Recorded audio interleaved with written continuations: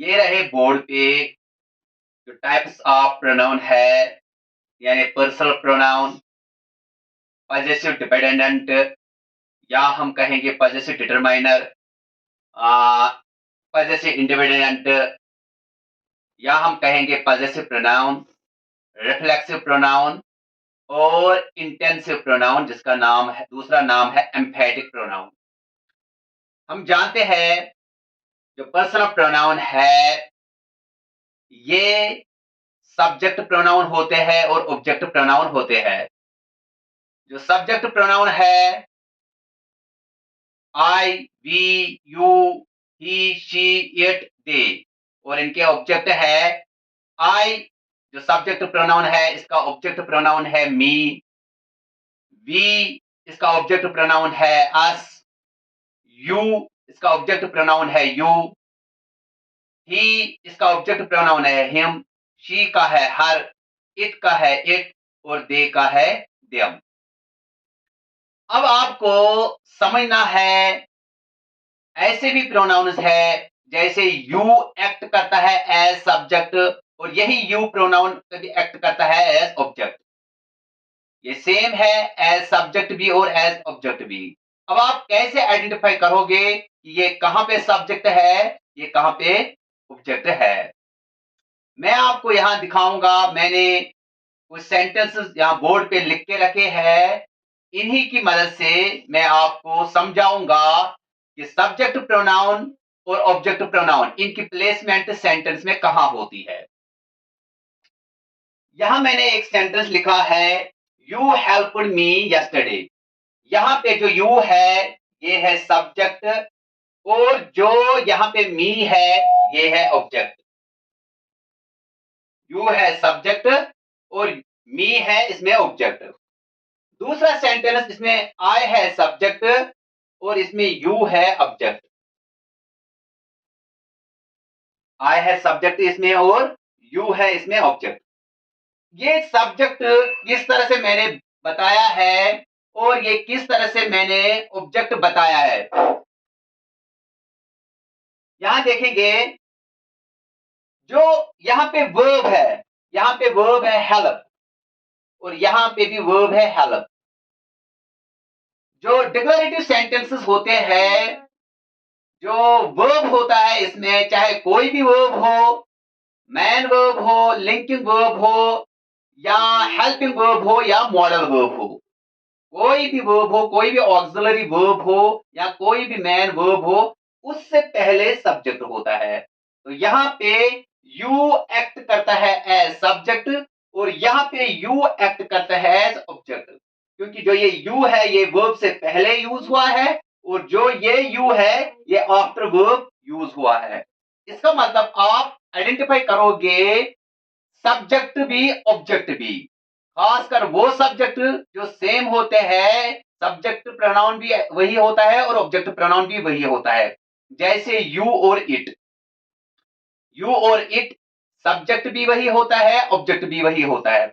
अब आप इस तरह से आइडेंटिफाई कर सकोगे कि जो वर्ब से पहले होता है वो सब्जेक्ट होता है, जो वर्ब के आफ्टर होता है वो ऑब्जेक्ट होता है। इसका मतलब ये यू एज सब्जेक्ट यूज हुआ है और ये यू एज ऑब्जेक्ट यूज हुआ है। ये था पर्सनल प्रोनाउन। सब्जेक्ट प्रोनाउन क्या है, ऑब्जेक्ट प्रोनाउन क्या है। सब्जेक्ट प्रोनाउन एक्ट करते हैं एज सब्जेक्ट, ये वर्ब से पहले यूज होते हैं, और ऑब्जेक्ट प्रोनाउन एक्ट करते हैं एज ऑब्जेक्ट, चाहे वो डायरेक्ट ऑब्जेक्ट हो, इनडायरेक्ट ऑब्जेक्ट हो या ऑब्जेक्ट ऑफ प्रपोजिशन हो। डायरेक्ट ऑब्जेक्ट हो, इनडायरेक्ट ऑब्जेक्ट हो या ऑब्जेक्ट ऑफ प्रपोजिशन है। यहां पे अगर मैं देखूंगा मी डायरेक्ट ऑब्जेक्ट यूज हुआ है। दूसरी एग्जांपल मैं दूंगा, यहां पे मैं समझाऊंगा आपको ये इनडायरेक्ट ऑब्जेक्ट कब होता है। मैं लिखूंगा I gave him books. I gave, question है गेव व्हाट, इसका आंसर आएगा बुक्स। इसका मतलब जो गेव के डायरेक्ट, इसके डायरेक्ट में जो ऑब्जेक्ट यूज हुआ है वो है बुक्स, तो बुक्स इसमें डायरेक्ट ऑब्जेक्ट है। और जो हिम है यहां पे ये इनडायरेक्ट ऑब्जेक्ट यूज हुआ है। तो जो ये ऑब्जेक्ट प्रोनाउन होता है, ये कभी डायरेक्ट ऑब्जेक्ट में यूज होता है या एज इनडायरेक्ट ऑब्जेक्ट यूज होता है, और कभी ये ऑब्जेक्ट ऑफ प्रपोजिशन यूज होता है। मैं लिखूंगा यहां पे आई बिलीव इन हिम। यहाँ पे हिम जो ये है ऑब्जेक्ट, लेकिन इस ऑब्जेक्ट से पहले है प्रपोजिशन। इसका मतलब ये ऑब्जेक्ट ऑफ प्रपोजिशन है। जिस ऑब्जेक्ट से पहले प्रपोजिशन होता है उसे हम ऑब्जेक्ट ऑफ प्रपोजिशन कहते हैं। जो हिम है ये मैन वर्ब के आफ्टर में आया है, ये ट्रांजिटिव वर्ब के आफ्टर में आया है, इसलिए ये ऑब्जेक्ट है। और इसके साथ मैंने प्रपोजिशन यूज किया है इसके बिगनिंग में, इस तरह से ये ऑब्जेक्ट ऑफ प्रपोजिशन बन गया। तो ये होता है ऑब्जेक्ट ऑफ प्रपोजिशन। यहां पे मैं फिर से बोलूंगा, यह है डायरेक्ट ऑब्जेक्ट, यह है इनडायरेक्ट ऑब्जेक्ट, और यह है object of preposition. Direct object verb के डायरेक्ट में आता है, वर्ब के जस्ट आफ्टर आता है, और जो इनडायरेक्ट ऑब्जेक्ट है, जो इसमें डायरेक्ट ऑब्जेक्ट एक्ट करता है, उससे पहले यूज होता है इनडायरेक्ट ऑब्जेक्ट। यहाँ पे डायरेक्ट ऑब्जेक्ट है आई गेव बुक्स। बुक्स यहाँ पे डायरेक्ट ऑब्जेक्ट है, बुक से पहले हिम यूज हुआ है, ये एक्ट करता है एज इनडायरेक्ट ऑब्जेक्ट। और थर्ड वन है object of preposition. Object of preposition ये वर्ब के आफ्टर आता है, लेकिन इस ऑब्जेक्ट से पहले प्रपोजिशन यूज होता है, इस तरह से ऑब्जेक्ट ऑफ प्रपोजिशन बन जाता है। ये था पर्सनल प्रोनाउन, सब्जेक्ट प्रोनाउन और ऑब्जेक्ट प्रोनाउन। जो दूसरी कैटेगरी है वो है पॉजेसिव डिपेंडेंट और पॉजेसिव डिटरमाइनर, हम इसे कहते हैं। कभी हम इसको पॉजेसिव एडजेक्टिव्स भी कहते हैं। पॉजेसिव इंडिपेंडेंट और पॉजेसिव प्रोनाउन, इन दो में क्या डिफरेंस है? ऐसे भी प्रोनाउंस है जो डिफरेंट होते हैं, जैसे कि मैं लिखूंगा पॉजेसिव डिटरमाइनर में माई, यहां पे माई यूज हो जाएगा, और इसका जो पॉजेसिव प्रोनाउन बनेगा वो बनेगा माइन। इस तरह से ये डिफरेंट है। ये इजीली हम आइडेंटिफाई करेंगे कि माई एक पॉजेसिव एडजेक्टिव है या पॉजेसिव डिटरमाइनर है, और जो माइन है वो है पॉजेसिव प्रोनाउन। इनका नाम क्यों पड़ गया है डिपेंडेंट, और इसका नाम क्यों पड़ गया है इंडिपेंडेंट? इसकी भी एक खासियत है। जो पॉजेसिव डिपेंडेंट्स होते हैं, पॉजेसिव डिटरमाइनर्स होते हैं, ये मॉडिफाई करते हैं नाउन को। मैं लिखूंगा यहां पे माई बुक। बुक एक नाउन वर्ड है, नाउन से पहले मैंने माई पॉजेसिव डिटरमाइनर यूज किया है, इसका मतलब ये माई मॉडिफाई करता है इस नाउन को, इस बुक को। तो इनका काम यही होता है पॉजेसिव डिटरमाइनर्स का, कि ये मॉडिफाई करते हैं नाउन को। और जो पॉजेसिव प्रोनाउंस होते हैं या पॉजेसिव इंडिपेंडेंट होते हैं, ये रिप्लेस करते हैं नाउन को। यहां पे मैंने सेंटेंस दिया है I gave you his pen, यहां पे हिज एक्ट करता है as possessive determiner. This is my pen, ये माई एक्ट करता है पॉजेसिव डिटरमाइनर, क्योंकि ये नाउन से पहले यूज हुआ है, तो ये मॉडिफाई करता है नाउन पेन को। यहां पे मैं अगर देखूंगा एंड दैट इज हिज, ये वाला हिज, जो ये वाला हिज है, ये रिप्लेस करता है पेन को। यहां पे मैंने लिखा है this is my pen and that is his pen, लिखना था मुझे, लेकिन मैंने पेन नहीं लिखा है, मैंने सीधे लिखा है दैट इज हिज। हिज मुझे मीनिंग देता है, हिज मुझे सेंस देता है पेन का, यानी नाउन का, और वो नाउन मैंने रिप्लेस किया है इस हिज से।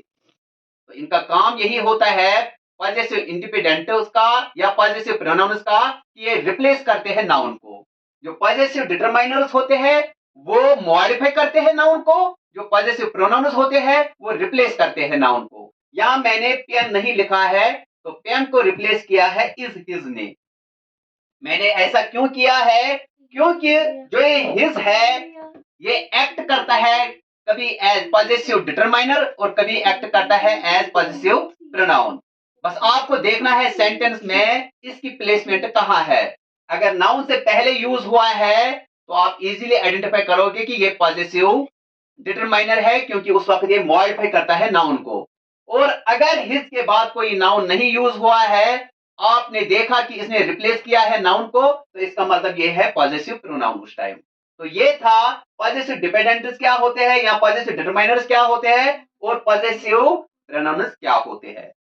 इनका काम क्या होता है, मैं फिर से बोलूंगा कि जो पॉजेसिव डिटरमाइनर्स होते हैं ये मॉडिफाई करते हैं नाउन को, और जो पॉजेसिव प्रोनाउंस होते हैं ये रिप्लेस करते हैं नाउन को। अब जो ये फोर्थ वन है रिफ्लेक्सिव प्रोनाउन और फिफ्थ वन है इंटेंसिव और एम्फेटिक प्रोनाउन। इनमें फॉर्म में कोई डिफरेंस नहीं होते हैं, ये फॉर्म में डिफरेंट नहीं होते हैं, ये फॉर्म में सेम होते हैं। मैं लिखूंगा यहां पे माई सेल्फ और यहां पे भी मैं लिखूंगा माई सेल्फ। इसमें अगर देखूंगा दोनों सेम है, ये माई सेल्फ भी सेम है और ये माई सेल्फ भी इसी जैसा है। तो इसका मतलब जो रिफ्लेक्सिव प्रोनाउन और इंटेंसिव प्रोनाउन और जिसका दूसरा नाम है एम्फेटिक प्रोनाउन, ये सेम होते हैं, फॉर्म में सेम होते हैं। जो रिफ्लेक्सिव प्रोनाउंस होते हैं वही होते हैं इंटेंसिव प्रोनाउंस भी, लेकिन इनकी फंक्शन क्या होती है और इनका यूज क्या होता है, और यहां हम बताएंगे कि इनके निकालने से क्या असर पड़ेगा सेंटेंस पे, मैं बोलूंगा। जो रिफ्लेक्सिव प्रोनाउंस है वो जो इसमें सब्जेक्ट यूज होता है उसी को रेफर करता है। मैंने लिखा है यहां पे sentence I hurt myself. जो आई है इसी का रिफ्लेक्सिव प्रोनाउन मैंने लिखा है माई सेल्फ, यानी जो आई कहता है वही माई सेल्फ भी है। माई सेल्फ सीधे रेफर करता है सब्जेक्ट को।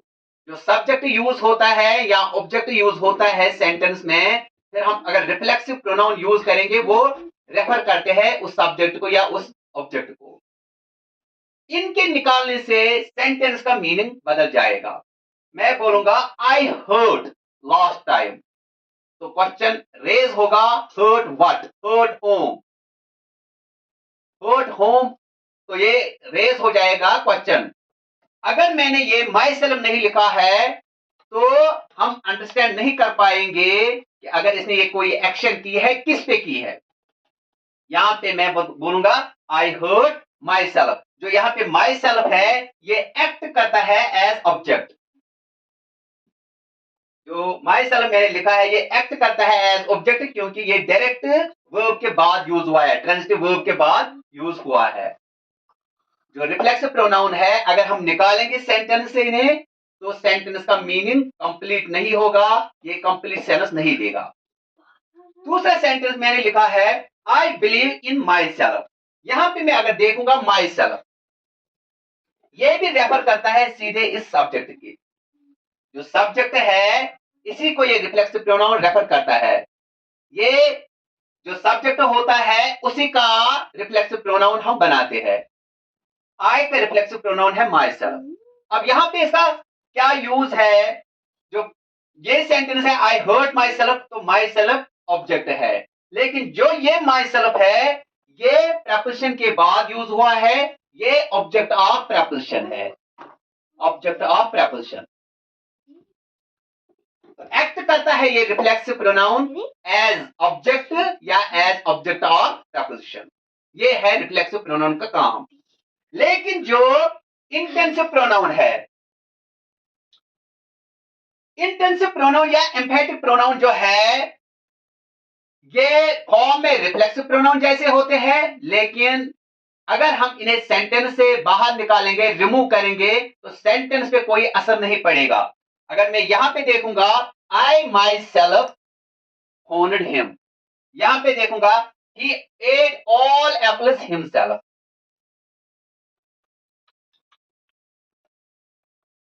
ही एट ऑल एप्पल्स हिमसेल्फ। जो यहां पे है I myself phoned him, अगर इस माई सेल्फ को मैं रिमूव करूंगा, इसको रिमूव करूंगा, नहीं लिखूंगा, तो इसका आंसर आएगा आई फोन्ड हिम। ये कंप्लीट सेंटेंस देगा ये सेंटेंस। माई सेल्फ निकालने से इस पे कोई असर नहीं पड़ा है। ये देखेंगे ही एट ऑल एप्पल्स, ये कंप्लीट सेंटेंस देता है।